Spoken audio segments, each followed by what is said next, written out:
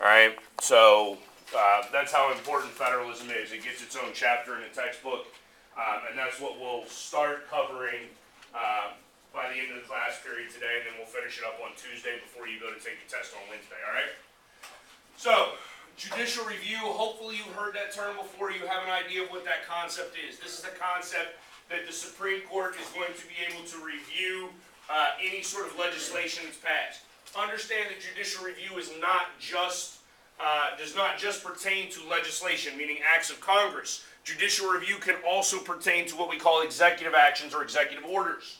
All right? That probably doesn't strike you as odd anymore because you know that Donald Trump on multiple occasions has written executive orders that the court system has then tried to shut down.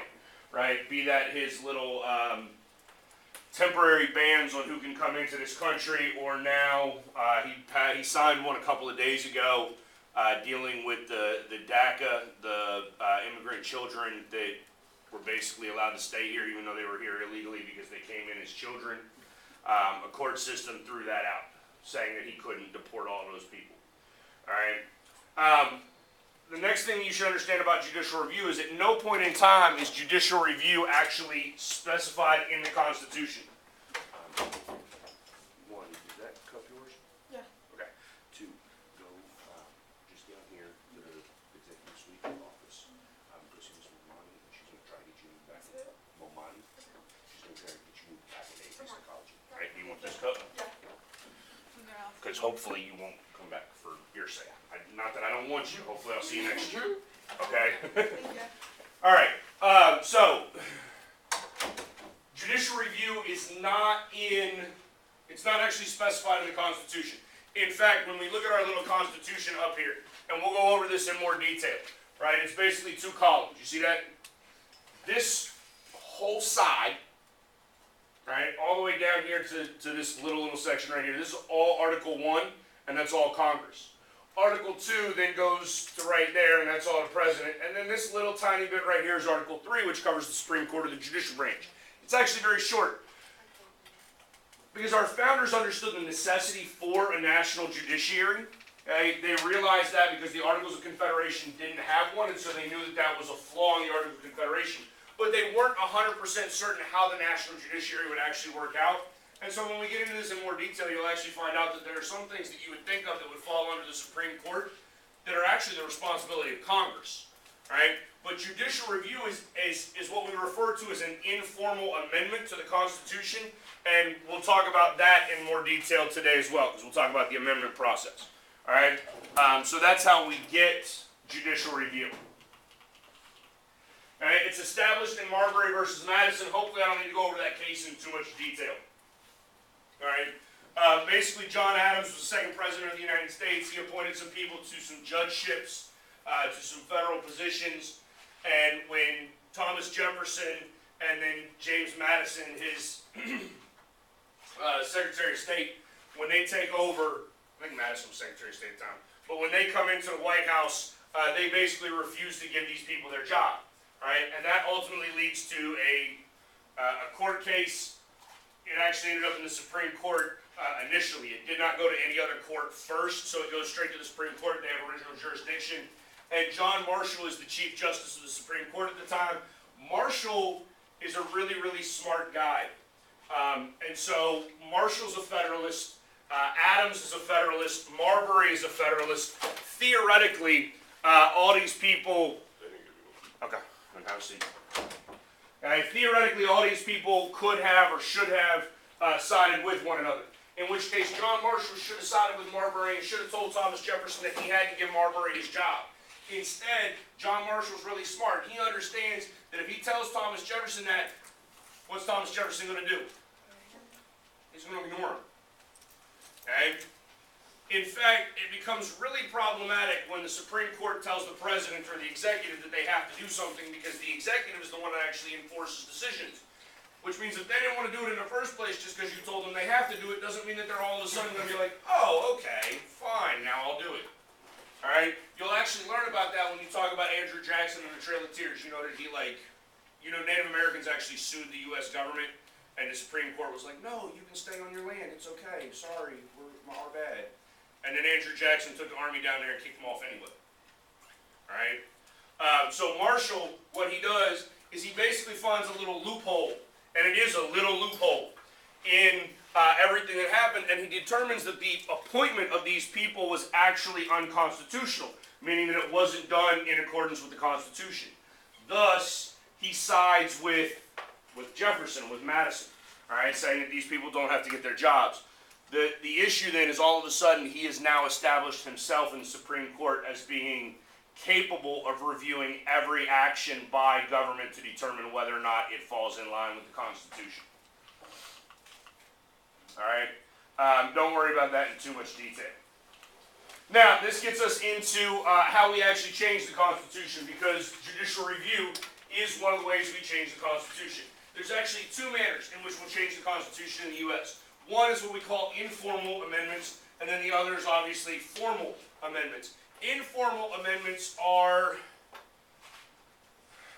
basically changes in interpretation, right? So I told you a second ago that judicial review shows up nowhere in this document. At no point in time does it say in that document, in the Constitution, that the Supreme Court has judicial review and the authority to review decisions and legislation created by other branches of government. Instead, they create that authority through Marbury versus Madison. That's an informal amendment. All right. A lot of our informal amendments actually come from judicial review and from judicial rulings, right? And so just to understand, so you get a couple of ideas here. Okay, one is in relation to this doctrine of separate versus equal. So we know that at some point the Supreme Court said that separate but equal is okay, and then many, many years later they decided that that was not okay, and that was inherently like racist, or there was inherent inequalities that existed within that concept. A really better one for you to understand in terms of informal amendments is Johnson versus Texas, and that's a case that somebody will be assigned when we actually get to our civil rights and civil liberties case. Anybody know what Texas versus Johnson is? Johnson burnt the American flag. Are you allowed to do that? Yes. Okay, you are allowed to do that. What amendment affords you the right to do it? The first? What does the First Amendment say you can do? Freedom of speech and freedom of protest. Okay, but you don't have freedom of protest. You have freedom of speech, freedom of religion, freedom of petition, freedom of assembly, and freedom of press. All right? So burning the flag is which of those five? Burning a flag is freedom of speech? It is, believe it or not. Okay? And that's a informal amendment, because that is a new interpretation. We are saying that this is symbolic speech. Okay? And symbolic speech is protected under freedom of speech. So now speech is going to encompass a lot more than just the words that come out of your mouth. All right? Some other sort of informal amendments that are a little less obvious, or a little less sort of even discussed, right? Some aspects of traditions and customs. For instance, there's nothing in the Constitution. There are things in the Constitution that discuss how we vote and when we vote, but there's nothing in the Constitution that says that every 4 years the political parties need to get together and have a little nominating convention in order to nominate their official candidate, and then that official candidate runs.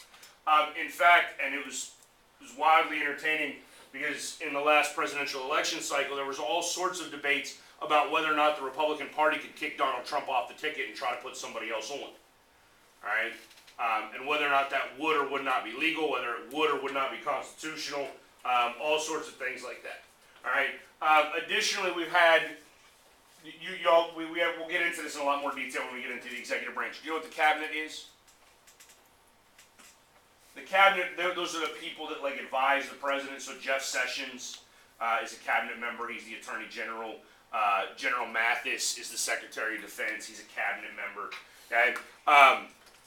Today, there's something like 22 cabinet members, right? In 1787, there's like four, right? There's Secretary of State, there's Secretary of War, which becomes Secretary of Defense, Secretary of the Interior, and like Secretary of the Treasury. I think that's it. Like that's it. Now we've got like EPA and Homeland Security and Education and Transportation and all sorts of stuff. All right. But those are informal amendments because they just change. Like we've changed the manner in which the Constitution functions without actually changing the Constitution. All right. Now that leads us to the idea of the formal amendment process. Okay. We know that we've amended the Constitution, right? Do we know how many amendments we have? No idea? 27. All right, just so you understand, we have 27. All right, now, within the Constitution, we do go through this idea of what the formal amendment process is and how the formal amendment process plays out. All right, we have made it difficult to amend the Constitution. Not impossible. Under the Articles of Confederation, it was nearly impossible to amend the Articles of Confederation. It's possible to amend the Constitution. Obviously, we've done it 27 times. However, it is not easy to do. In fact, it's been done once in my lifetime and has never been done in yours. All right? So that should give you an idea. In all honesty, if you really think about it, we had 10 amendments that were created all at the same time. It's called the Bill of Rights. That means that amendments 11 through 27 occurred basically from 1789 until today. All right, so that means that in reality you've got like 16 amendments that have occurred over a 230-year period or whatever it is. I don't do math very well, right? So like 17 amendments or 16 amendments over a 230-year period. And one of those amendments simply gets rid of another earlier amendment. Okay, so I don't even know that those two should count. All right. Again, it's a difficult thing to accomplish because there's multiple steps that go into this. All right. So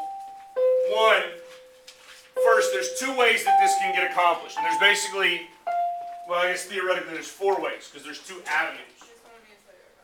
Good job. All right, thank you.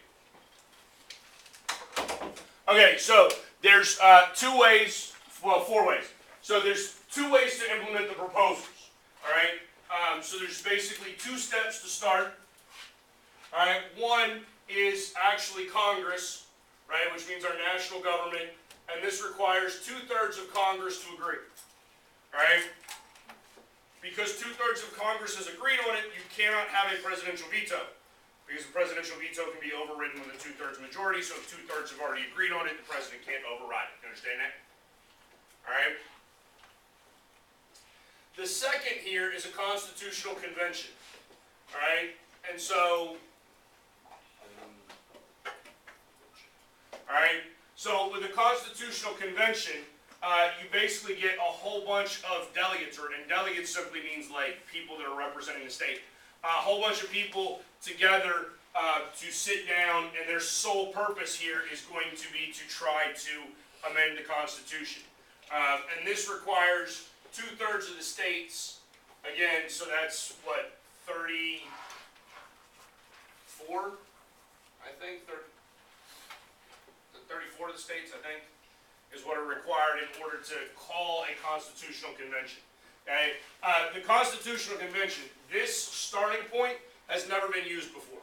And I don't think it ever will, because it's terrifying. Because once you do this, you basically get a whole bunch of people from a whole bunch of different states all together, and then they start talking about how to fix the Constitution.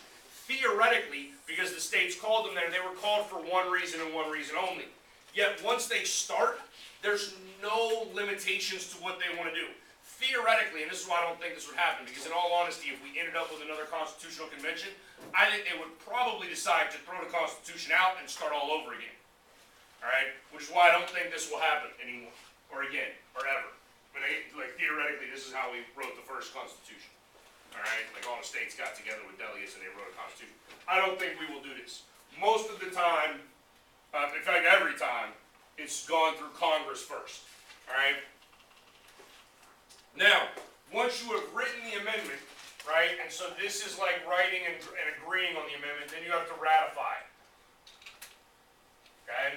So this is step 2. All right? There's 2 ways to do this. One is state legislatures, right? So this is basically state Congress. Okay? And here you have to have 3/4 of the state legislatures that are in agreement, so 75%, which ends up being, I think, 38. Okay? So 38 states have to agree to it, in order for it to pass this way. Okay, this, right, point A to point B here, this is how the vast majority of our amendments have occurred. Okay, the vast majority. All right. Now, with the state legislatures, they can ratify based on whatever requirements they have in their own state constitution. So for some of those states, it's a simple majority. For some of those states, it's some sort of supermajority. All right? Now, the other option here is state conventions. Okay? And again, this has only happened once. The only reason we can have a state convention here is because this can't really run away. Because they're basically voting on whether or not to accept one amendment that's already been proposed. Okay, so that you go from this point to this point. Theoretically, any of these tracks can work. All right, which means that's why there's actually 4 ways to do it. You can go 1, 2, 3, or 4. All right, there would be 4 different ways in which to modify this. For the most part, there are time limits that are placed upon ratification. Ironically, anybody know how many amendments there were to the original Bill of Rights? Little trivia question for you. 10 is an inaccurate answer. There were actually ones that were not adopted. They were not ratified. Originally, there were 12. That's amendments 1 through 10. And interestingly enough, amendment number 27 was an original part of the Bill of Rights. Okay? Or it was at least an original part of the amendment process. It did not have a time limit on it. In fact, a student, a political science student at the University of Texas, found it while doing research and then basically reintroduced it and it got ratified. College kid figured that out, which is fascinating. All right.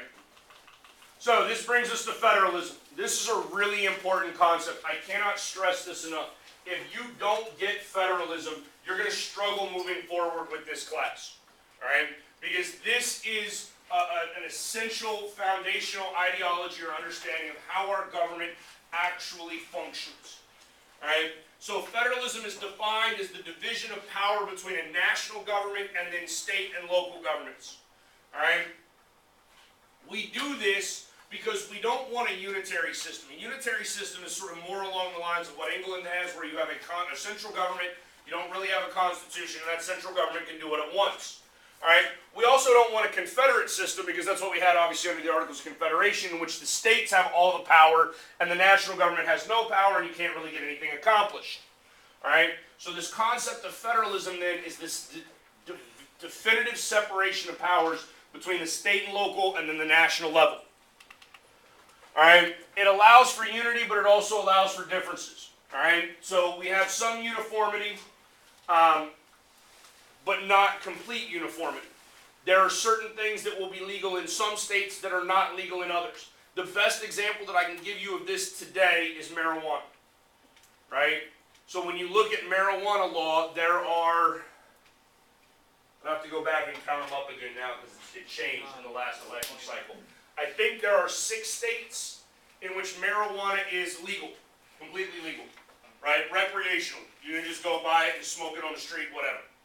And there are then like 14 more, which I think takes or 16 more, it takes the total somewhere around 22, that have legalized marijuana in at least a medicinal manner. Which means that if you have a prescription from a doctor because you have glaucoma or cancer or some sort of pain management issue, because truthfully marijuana is probably better for you than like Vicodin, right? And it's a lot less addictive. Then you can take, or you can ingest, smoke, eat, whatever, like you can use marijuana medicinally under doctor's supervision, all right? So this is sort of that idea of how with federalism we can have differences. Now, we also have some unity because, believe it or not, according to the national government, marijuana is illegal. It is. Jeff Sessions has actually come out and said now that he's going to start cracking down on all those states that have legalized marijuana and basically just start arresting people under federal law, even though it's illegal at the state level. which we'll talk about in a lot more detail because it's a fascinating concept. All right, but the whole concept then of federalism is this idea that you're going to allow for a unified government at a national level that still allows for slight variations or differences at the state level. And again, some of those differences can be as benign as states that participate in like the Powerball lottery versus those states that choose not to. All right, so it is what it is. Additionally, federalism operates as a check on tyranny. By providing state and local governments with a significant amount of power, the states are actually able to check the national government, right? So this is, again, this can be an extension of our system of checks and balances based upon how we created our Constitution and our government. In fact, the 10th Amendment specifically states that all powers that are not given to the national government within this document are actually reserved to the states. It's what we would call the reserved powers. All right? That means that theoretically, education, for instance, right, should be a state issue. There should not be, theoretically, there should not be a national Department of Education. All right? And again, education is one of those examples within federalism where you can see differences. Right? So here in the state of Texas, for instance, you are now only required to take 3 years of social studies. Where I used to teach in North Carolina, actually when I left North Carolina, they just switched from requiring 3 years to then going back and requiring 4 years. Okay? And that fourth year was actually a second year of U.S. history. Right? So they didn't teach geography at all. You went to world history, and then you went to civics and econ, or government and econ. Then you went to U.S. History 1, and then you went to U.S. History 2. And U.S. History 2 is basically what you guys think of here in Texas as the on-level history class here, right? Post-Reconstruction. Okay, because y'all get your pre-Reconstruction history in 8th grade, correct? And so again, that's the difference with the states. In California, where I went to high school, you took U.S. history as an 11th grader, and it went from like Christopher Columbus and a whole bunch of Native American tribes all the way to, at that point, because when I got out of high school, Bill Clinton was still president. Like, we went all the way up into the 1990s. All right? The states can determine that for themselves. All right? Other reasons for federalism. Federalism theoretically affords the national government the opportunity to focus its attentions on matters that are of national interest only, meaning they should not have to concern themselves with state or local matters. All right, so again, theoretically, the national government shouldn't have to concern itself with the education of individuals in an individual city or state because it's not really their responsibility.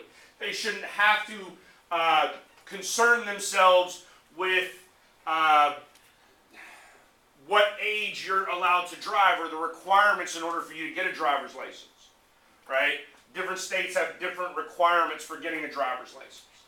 All right, it frees the states up from excessive intrusion. Again, so you don't have to abide by all sorts of federal regulations and mandates that are unnecessary in order for you to accomplish whatever it is that you're trying to accomplish. Next, federalism encourages experimentation. This is actually where marijuana used to come in, at least under the Obama administration.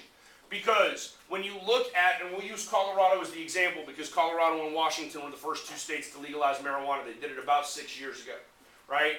The national government at any point in time could have come in and shut all of this down in the state of Colorado because marijuana is deemed a Class 2 drug at a national level. Meaning that according to the national government, I'm not making this up, I wish I was. According to the national government, marijuana is more dangerous than heroin. According to the national government. Alright? So the state of Colorado legalizes marijuana. What that does is that affords us an opportunity to experiment. So let's look at Colorado. All right? So Colorado legalizes marijuana. After they legalized marijuana, did we all of a sudden see an increase in unemployment because people got high and laid on their couch and stopped going to work? No, we did not. Did we see an increase in automobile accidents because all of a sudden people got high and then they drove their car and they wrecked it? Nope, we did not. Right? Did we see an increase in healthcare costs because people overdosed on marijuana and then had to go to the hospital? No. In fact, a lot of doctors believe it's impossible to overdose on marijuana. That if you got close to overdosing on marijuana, you would just go to sleep. Okay? So what that tells us then is that, oh, here's the other one. Did crime go up because legalize marijuana in Colorado? No. All right. So what this tells us then is we utilize we utilize Colorado then as this experiment about what's going to happen if we actually legalize marijuana at a national level. And theoretically, if we take all of those statistics that come from Colorado, then we should realize that if we legalize them at a national level, ultimately all we would really do is increase revenue, because now we would get to tax the crap out of it. And right now, because it's a black market drug, there's no taxes paid on it. Period. Right? I mean, I'm not saying you, but like, I'm sure you know somebody. Like, think about somebody you might know, or just hypothetically, because you might not know them, you probably don't associate with people like that, that may have purchased, you know, let's just say $20 worth. Right? There goes, like, what? Can't do math. Like $1.15 in taxes? Something like that? And theoretically, because it's still classified as a drug, you could have what you call like a sin tax on it, which means the taxes on that are even higher. You could talk about like $3, $4, right? For every single transaction, there's $3 or $4 the national government's losing out on. Guess what? We're $20 trillion in debt. You think we can't use that money? Yes, ma'am. So what's their reason? What's their reason for that? The reason for the national government not doing it? One, there's sort of a backwards way of thinking. Like I said, they classify marijuana as being worse than heroin. And simply because heroin, if you don't understand, heroin is an opioid-based drug. Okay? Which actually means that heroin is not that different than morphine or Vicodin. It isn't. In which case, the national government says that heroin has medicinal properties because it can help pain management. Well, marijuana can too. The national government is just behind the times, and they're not looking at those studies that prove that. Okay? Once we got some sort of, and I think Obama's administration was getting to that point, like they were going to reclassify it. Donald Trump and Jeff Sessions, I think they're, because let's be honest, they're both really old white dudes. They just are. I think they have a 1970s mentality about it, that like marijuana is the gateway drug, and then it's going to lead to all sorts of other stuff, and you're just going to die in a gutter someday with a needle sticking out your arm. Like, I don't think that's an accurate statement, but I think that's probably how a lot of those people feel. Which is why they're sort of reversing, they're backtracking on some of those things. You'll actually notice if you follow politics at all, Donald Trump is backtracking on a number of Obama initiatives. Some positive, in my opinion. Some of those Obama initiatives were negative, in my opinion. So it just depends, right? I think sometimes he's making a good decision to walk back things that Obama did. Sometimes he's making a poor decision to walk back things Obama did. All right. Now we're going to go through a little bit of history, because you need to understand this, because this will come up over and over and over again in this course. All right. Not a ton of history in this class, but you need to get this. All right. So we're talking about the foundations of this country. We're talking about when we created the Constitution in 1787. At that point in time, we have something called dual federalism. Dual federalism means we have some clearly defined responsibilities at a national level, clearly defined responsibilities at a state level. All right? This is prevalent in the United States up until the 1930s. And when we talk about transitional periods or periods of change in the United States, when it comes to politics, the 1930s will be the number one time that we talk about. Because for roughly 150 years, everything operated in a relatively similar manner to how it had operated through that 150-year period. Okay? Who was the president in 1937? What major event occurred in the 1930s?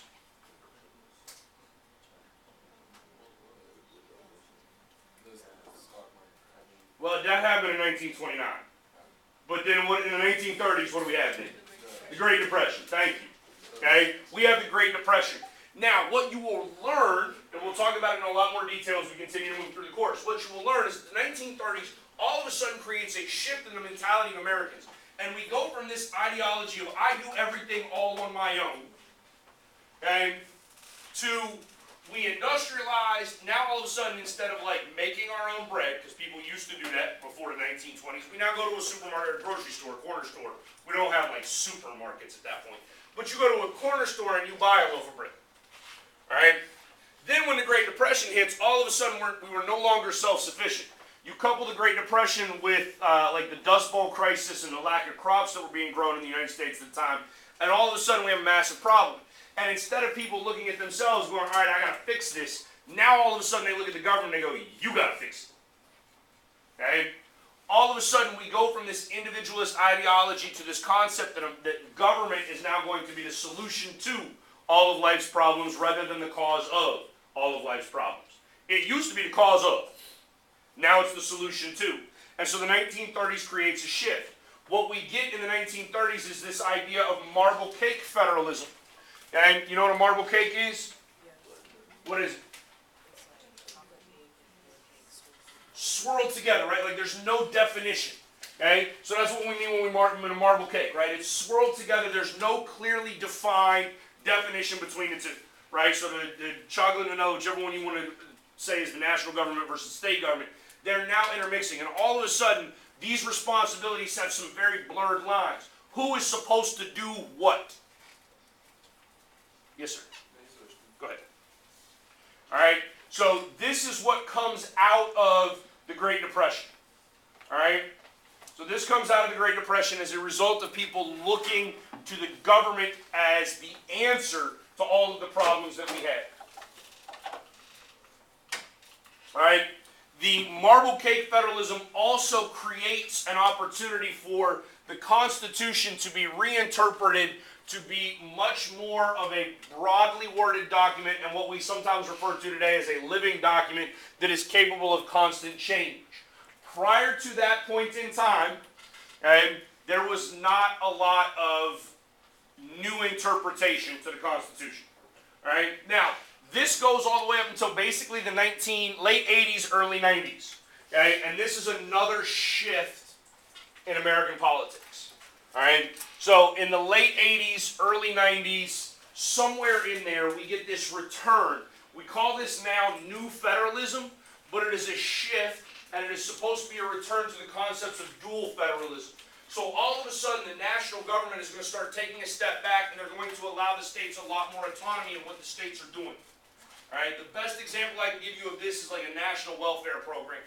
All right, so prior to the 1990s, welfare was handled by the national government, which means that if you were unemployed, you were poor, you needed assistance, you applied for it, the national government determined whether or not you met the requirements, because there is a means test for it, and we'll talk about that in more detail much later. But if you met the requirements, you get it. Now, all of a sudden in the 1960s, the government, the national government steps back and they go, all right, we're going to let the states determine for themselves what these means are. Some states went so far as to say you got to take a drug test. Right? You have to pass a drug test in order to get welfare. All right? Some states said you had to be looking for work. Looking for work is a very broad term. So states defined that differently. Right? But it returns the autonomy or the control to the states. This is sometimes referred to as the devolution revolution, right? So we're devolving, right? We're dissolving power from the national level back to the state level, more in line to how it was when this country was first created. And that brings us to the actual structure here. We have what are called national powers. This is one of these things that I actually hate about this class. So I'm going to just go ahead and apologize right now. National powers. You see these three words? They all mean the same thing, and the AP test can't determine which term they want to use regularly. Okay, so sometimes on the AP test it'll say delegated powers, sometimes it'll say express powers, sometimes it'll say enumerated powers. All right? But all of these are actually stated in the Constitution. All right? So expressed, that should be relatively easy to understand. That means that it was expressed in the Constitution. If you express something, you say it, right? So it's stated in the Constitution. That should be easy for you to understand. Enumerated, the way that it was always taught to me is you got that little end, and enumerated, that means national government, right? Because you'll get reserved powers next, and that has the little S in it, and that's state power. All right, that's how it was taught to me. I don't know if that helps you. All right, then delegated powers. To delegate something is basically to tell someone else to do it, right? So when we delegated, it's in the Constitution. It's, hey, you go handle this. Right, so we delegated that to the national government. All right, now, with national powers, we also have what are called implied powers. These are powers that are not explicitly or expressed in the Constitution, right? So all of you have taken English before, right? You've gotten this idea of implication and inference and all that stuff. You understand how difficult that is? Right? So depending on how you want to interpret something, okay, that makes a big difference. Okay? Then we have what are called inherent powers. Okay? Inherent powers are, again, powers that are not directly expressed in the Constitution, but powers that we believe inherently, which just means naturally, have to go to the national government because they're powers that only the national government could really deal with, right? So, i.e. acquiring territory. Okay? There's actually nothing in the Constitution that talks about when we purchased Alaska if we were allowed to do that, or the Louisiana Purchase, or the annexation of Hawaii, or any one of a number of other things, right? So instead, this has got to be a national duty because you can't have the state of California all of a sudden being like, hey, we're going to take Las Vegas and make it part of California, right? Wouldn't work that way. Next, you have reserved powers, and so this has the S. These are the powers that belong to the states, all right? These are actually granted in the 10th Amendment. So anything that wasn't expressed or given to the national government by the 10th Amendment was supposed to be reserved for the states. Some of these here, some of the easy things for you to understand: voting rights, running elections, licensing, whether that's professional licensing or like vehicle licensing or whatever, right? So I have now been licensed to teach in 3 states: California, North Carolina, and Texas. Every time I moved, I had to renew or reapply for a license to teach in that state. Okay? Sometimes I had to take standardized tests, sometimes I didn't, it just depended on where I went. Okay? If you want to become an attorney or a doctor or a nurse, you're going to have to pass standardized tests every time you move, right? Because every state is going to have slightly different requirements. Okay? The law one gets really complex because, like, Louisiana still uses Napoleonic law, which, if you want to be a lawyer, don't go to LSU unless you want to stay in Louisiana. But Is that the same thing, like, if someone else goes from another country and comes here, like, if they're like an engineer over there, and they come here, wouldn't they, do they have to do that too? Like, yeah, you would have to get licensed in the state that you want to practice in. Okay? And here's the ridiculous thing. Like, some states get really ridiculous when it comes to license. In the state of California, you have to get a license to be an interior decorator. So that means that you have to, like, take a test and pay some money to be like, these pillows go with those curtains. I don't know why you need a license for that, but the state of California says you do. All right? Concurrent powers. These are powers that both have. All right? Now, concurrent powers exist even with dual federalism and new federalism because there are certain things that both groups have to be able to do. Easiest example of this is taxing. Okay? So you pay a sales tax every time you purchase something, right? Who does that sales tax go to? Do you know? So y'all ought to learn this stuff, man. It's your money. It's your money. You ought to know what government you're giving it to. Sales tax goes to the state government. Property taxes go to a local government. Income taxes go to the national government. You should understand where your money is. It's your money that you're paying to the national government. You ought to understand it. All right? So taxing is something that has to happen at both a national and state and local level because all of those governments have to have funds in order to pay for whatever they're doing, right? Whether that's building roads or water towers or things that are for public consumption or public goods, all right? This is just a little, like, graph here to help you understand, right? So national government, right? You've seen a Venn diagram before, you know. Okay, so we're not going to go into that in too much. All right, we'll try to get through the obligations here real quick then. All right, so federal obligations. We have national supremacy, which is the idea if there is a conflict between the state and national level, national government's going to win. So again, we go back and use that example about marijuana. Theoretically, if at any point in time Jeff Sessions and the United States Department of Justice wants to go into Colorado or California or Washington or Massachusetts or any of these states that have legalized marijuana and just start wholesale arresting people and throwing them in jail for violating federal law, they can do that at any point in time. All right? The national government also guarantees a Republican form of government, which means that each state's going to get representation. They protect each state against invasion or domestic violence. They protect states, or they provide the same rights for states. All right, some state obligations. These are a couple of clauses that show up in the Constitution that you should understand. Right, so full faith and credit clause. If you get, so I'll use my wife and I as an example. Right, my wife and I had a destination wedding. We got married in Vegas because her family's from North Carolina, mine's from California. It just made sense to go somewhere fun that everybody could go and celebrate with us. Right, so that means that we got a marriage license that is issued in the state of Nevada. We are still married in the state of Texas. Okay, full faith and credit clause. If it happens in one state, it works in other states. Okay, privileges and immunities clause. Right, driving is a privilege that you have. Those of you that have your driver's license, are you allowed to cross state line and go drive in Louisiana? Yes. Yes, that is a privilege that is extended. States are obligated. They can't just all of a sudden pull you over and be like, you ain't got no Louisiana license, you arrested. All right, they can't do that. All right, extradition. If you commit a crime in Texas and then you run away to Louisiana and you get caught in Louisiana, they're going to send you back. All right, that's something that the states have to do. They cannot hold you and protect you. Now, other nations can do that. Right? So if you commit a crime, like if you kill somebody here, I'm not telling you to do this, but if you happen to, and then you run away to Mexico, Mexico ain't going to send you back. They're not. Right? Unless you like that little boy up in the Dallas area. Y'all probably don't know about him though, do you?